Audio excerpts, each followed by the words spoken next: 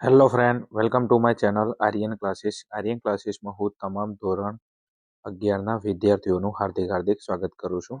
ચલો વિદ્યાર્થી મિત્રો, આપણે આ વિડીયોની અંદર તમારી દ્વિતીય વાર્ષિક પરીક્ષા 2026 જે દરેક જિલ્લાની અંદર હાલ ચાલુ થઈ ગયેલી છે. તમે કોઈ પણ જિલ્લાની અંદરથી મારો વિડીયો જોતા હોય, તમારા જિલ્લાની અંદર વાણિજ્ય વ્યવસ્થા અને સંચાલન એટલે કે બીએનું પેપર જો લેવાનું બાકી હોય તો તમારા માટે આ વિડીયો મોસ્ટ આઈએમપી છે.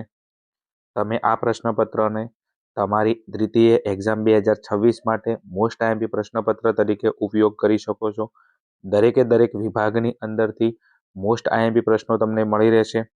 તો પરીક્ષા જો આપવાની બાકી હોય તો અચૂકથી આ પેપર તૈયાર કરીને જાજો. બેઠા ક્વેશ્ચન તમને આની અંદરથી 100% મળી રહેશે. ચલો હવે પ્રશ્નપત્ર વિશે આપણે વાત કરીએ તો તમે જોશો અહીંયા ધોરણ 11 વિષય છે વાણિજ્ય વ્યવસ્થા અને સંચાલન એટલે કે તમારું બીએનું પેપર છે. કયા વિષયનું પેપર છે? બીએનું પેપર છે. ઓકે, ચલો હવે આપણે ફટાફટ આપણે વિભાગે ઉપર આવતા રહીશું. અહીંયા તમે જોઈ શકો છો વિભાગેની અંદર તમને અહીંયા ટોટલ 10 પ્રશ્નો આપવામાં આવેલા છે જે તમારા માટે અતિ મોસ્ટ આઈએમપી પ્રશ્નો છે. ચલો હવે જોઈએ આપણે વિભાગેની અંદર પ્રશ્નની અંદર શું કહે છે. પ્રશ્ન નંબર 1 છે રોજગારના બદલામાં શું મેળવાય છે?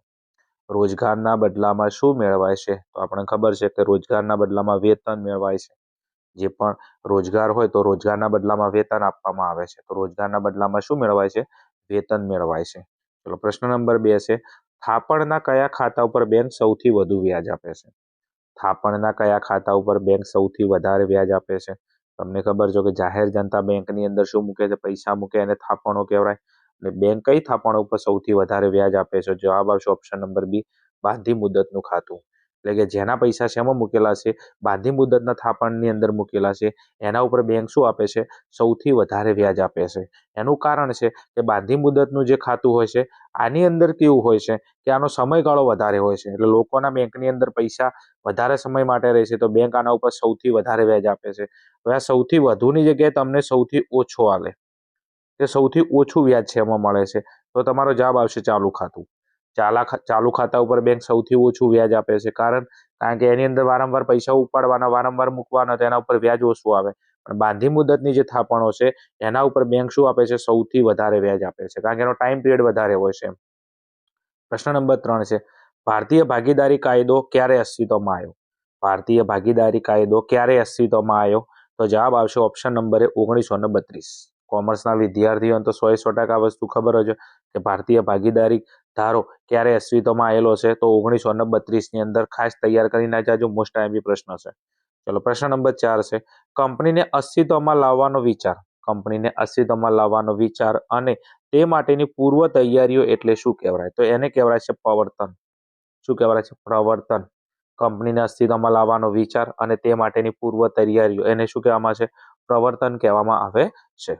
ચલો આગળ જોઈએ એના પછી પ્રશ્ન નંબર 5 ઉપર શું કીધું છે? સરકારી મંડળીને શાની તાલીમ શાળા કહેવામાં આવે છે? જે સરકારી મંડળી હોય છે એને શાની તાલીમ શાળા કહેવામાં આવે છે? તો એનો ઓપ્શન નંબર ડી, લોકશાહીની તાલીમ શાળા કહેવામાં આવે છે. સરકારી મંડળી હોય છે એને લોકશાહીની તાલીમ શાળા કહેવામાં આવે છે. પ્રશ્ન નંબર 6 નીચેનામાંથી કયું સ્વરૂપ જાહેર ક્ષેત્રનું નથી? નીચેનામાંથી કયું સ્વરૂપ જાહેર ક્ષેત્રનું નથી? તો તમે જોશો અહીંયા ખાતાકીય સંચાલન એ તો છે, જાહેર નિગમ એ પણ છે, સરકારી કંપની એ પણ છે. પણ જે વૈયક્તિક માલિકી છે, કઈ? વૈયક્તિક માલિકી એટલે એને ખાનગી માલિકી કહેવાય. અને આ જે વૈયક્તિક માલિકીનું સ્વરૂપ છે એ કોનું નહીં? તો એ જાહેર ક્ષેત્રનું સ્વરૂપ નથી. બાકીના 3 છે ખાતાકીય સંચાલન, જાહેર નિગમ ને સરકારી કંપની, આ 3 કોના સાહસ છે? તો આ જાહેર ક્ષેત્રના સાહસ છે. પણ જે વૈયક્તિક માલિકી છે જાહેર ક્ષેત્રનું સ્વરૂપ નથી. ચલો આગળ વાત કરીએ પ્રશ્ન નંબર 7 આઝાદી પછી આપણા દેશે કયા અર્થતંત્રનો સ્વીકાર કર્યો છે? આઝાદ આપણે થયા 1947 પછી. ઓકે, તો 1947માં આપણે આઝાદ થયા. એના પછી ભારતે કયા અર્થતંત્રનો સ્વીકાર કર્યો છે? તો ભારતે ઓપ્શન નંબર સી, મિશ્ર અર્થતંત્ર. આપણે આઝાદી પછી કયું અર્થતંત્ર અપનાવ્યું હતું? મિશ્ર અર્થતંત્ર અપનાવ્યું હતું એમ. ચલો આગળ પ્રશ્ન નંબર 8માં છે ડિબેન્ચર હોલ્ડરોએ કંપની માટે શું કહેવાય છે? ડિબેન્ચર હોલ્ડરોએ કંપની માટે શું ગણાય છે? તો જવાબ આવશે ઓપ્શન નંબર સી, ડિબેન્ચર હોલ્ડરોએ કંપની માટે લેણદારો ગણાય છે. એનું કારણ છે ડિબેન્ચર કંપની માટે શું છે? દેવું છે. જે લોકોએ કંપનીને પૈસા આપેલા છે એ બધા લોકો કંપની માટે શું છે, લેણદાર છે. કારણ કે ડિબેન્ચર કંપની માટે દેવું છે, દેવાનો સ્વીકાર કરતો દસ્તાવેજ છે. તો આપણે લોકોના પૈસા ઉછીના લીધેલા, તો એ લોકો આપણા જોડે પૈસા માગે છે અને માગે છે એટલા માટે એ આપણા શું ગણાય છે, લેણદારો ગણાય છે. ચલો એના પછી આગળ વાત કરીએ તો પ્રશ્ન નંબર 9 ની અંદર કંપનીના નફામાંથી સૌપ્રથમ ડિવિડન્ડ મેળવવાનો હક કોને છે? કંપનીના નફામાંથી સૌપ્રથમ ડિવિડન્ડ મેળવવાનો હક કોને છે? તો જવાબ આવશે ઓપ્શન નંબર એ, પ્રેફરન્સ શેર હોલ્ડરો. કંપનીના નફામાંથી સૌપ્રથમ ડિવિડન્ડ મેળવવાનો હક કોને છે? તો જવાબ આવશે પ્રેફરન્સ શેર હોલ્ડરો. ઓપ્શન જો, ડિબેન્ચર હોલ્ડરોને તો ડિવિડન્ડ મળે જ ના, કારણ કે એમને વ્યાજ આપવામાં આવે. ઓકે, લેણદારોને બી ડિવિડન્ડ ના મળે. હવે ડિવિડન્ડ એક મળે પ્રેફરન્સ શેર હોલ્ડરોને, એક મળે ઇક્વિટી શેર હોલ્ડરોને. પ્રથમ ડિવિડન્ડ કીધું છે તો પ્રથમ ડિવિડન્ડ કોને આપવામાં આવશે? પ્રેફરન્સ શેર હોલ્ડરોને. અને ત્યારબાદ ડિવિડન્ડ કોને આપવામાં આવશે? ઇક્વિટી શેર હોલ્ડરોને. ચલો આગળ નેક્સ્ટ ક્વેશ્ચન નંબર 10. એક જ શહેરના કોમ્પ્યુટર પરસ્પર જોડાયેલા હોય તે એટલે, એક જ શહેરના કોમ્પ્યુટર્સ પરસ્પર જોડાયેલા હોય તે એટલે, તો એને શું કહેવામાં? ઓપ્શન નંબર સી, એને કહેવામાં આવે છે મેન, MEN. એક જ શહેરના બધા કોમ્પ્યુટર પરસ્પર જોડાયેલા હોય ભેગા એકી સાથે, તો એને શું કહેવામાં આવે છે? એને મેન કહેવામાં આવે છે, MEN. તો વિદ્યાર્થી મિત્રો, આ હતા આપણા વિભાગ એના ટોટલ 10 પ્રશ્નો એનું સોલ્યુશન. ઓકે, તમે અચૂકથી દરેકે દરેક પ્રશ્ન તૈયાર કરીને જાજો. તમારી પરીક્ષાની અંદર 100% પ્રશ્નો તમને બેઠે બેઠા જોવા મળી શકે છે. ચલો આગળ વાત કરીએ આપણે વિભાગ બી ની અંદર. વિભાગ બી માં શું કીધું છે? નીચેના પ્રશ્નોના 1-2 વાક્યમાં ઉત્તર લખો, પ્રત્યેકનો 1 ગુણ. વિભાગ બી આપણો 5 ગુણનો છે. કેટલા ગુણનો છે? 5 ગુણનો વિભાગ બી છે. ચલો એની અંદર વાત કરીએ તો પ્રશ્ન નંબર 11 છે, મલ્ટિપલ યુનિટ ટ્રેન એટલે શું? ખાસ મોસ્ટ આઈએમપી પ્રશ્ન છે, તૈયાર કરીને જાજો. મલ્ટિપલ યુનિટ ટ્રેન એટલે શું? તો ટ્રેનના બધા અથવા કેટલાક ડબ્બા, ટ્રેનના બધા અથવા કેટલાક ડબ્બા ચાલક બળ ધરાવતા હોય, ટ્રેનના બધા ડબ્બા અથવા કેટલાક ડબ્બા ચાલક બળ ધરાવતા હોય તો તેને શું કહેવામાં આવે છે? તેને મલ્ટિપલ યુનિટ ટ્રેન કહેવામાં આવે છે. ટ્રેનના બધા ડબ્બા અથવા કેટલાક ડબ્બા ચાલક બળ ધરાવતા હોય તો તેને શું કહેવામાં આવે? તેને મલ્ટિપલ યુનિટ ટ્રેન કહેવામાં આવે છે. ચલો આગળ નેક્સ્ટ પ્રશ્ન નંબર 12 છે, WWW નું પૂર્ણ રૂપ આપો. એટલે WWW નું આપણે પૂરું નામ જણાવવાનું છે.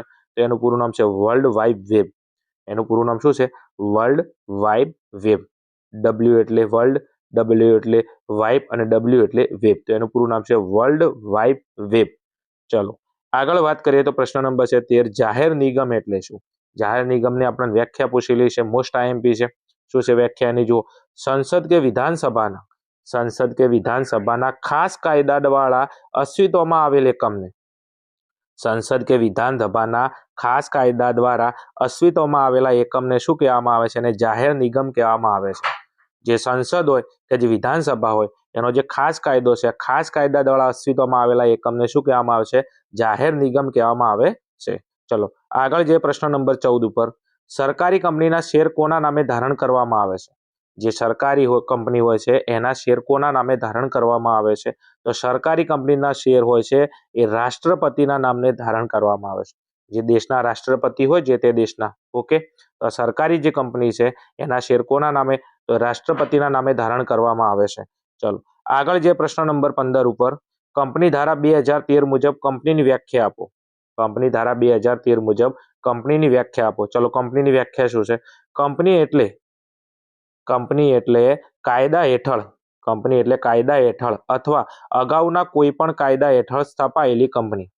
કંપની એટલે ખાસ કાયદા હેઠળ અથવા અગાઉના કોઈ પણ કાયદા હેઠળ સ્થપાયેલી કંપનીને શું કહેવામાં આવશે? કંપની કહેવામાં આવે છે. ટૂંકમાં ખાસ કાયદા હેઠળ અથવા અગાઉના કોઈ પણ કાયદા હેઠળ સ્થપાયેલી કંપનીને શું કહેવામાં આવશે? કંપની કહેવામાં આવે છે. ચલો વિદ્યાર્થી મિત્રો, આ હતા આપણા વિભાગ બી ના જે 5 પ્રશ્નો છે. આ 5 પ્રશ્નોનું સોલ્યુશન છે.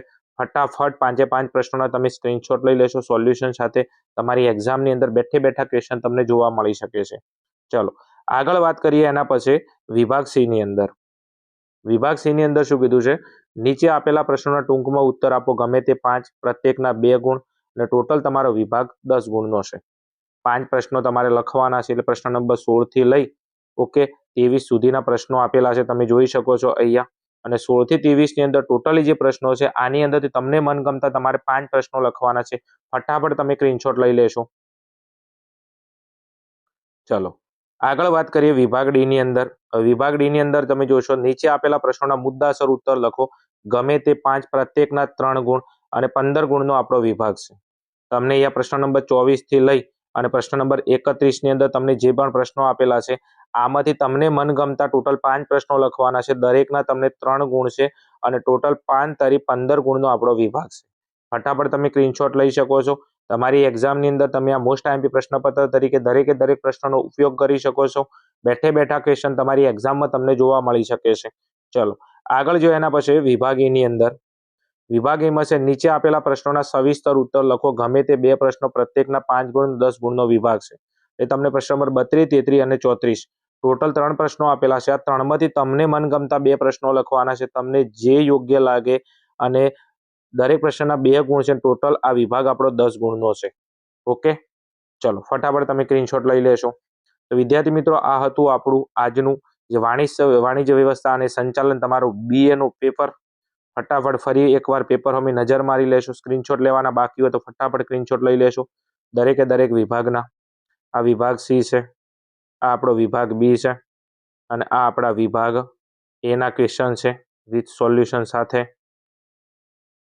તો વિદ્યાર્થી મિત્રો આ હતું આપણું આજનું BA ના વિષયનું પેપર સોલ્યુશન.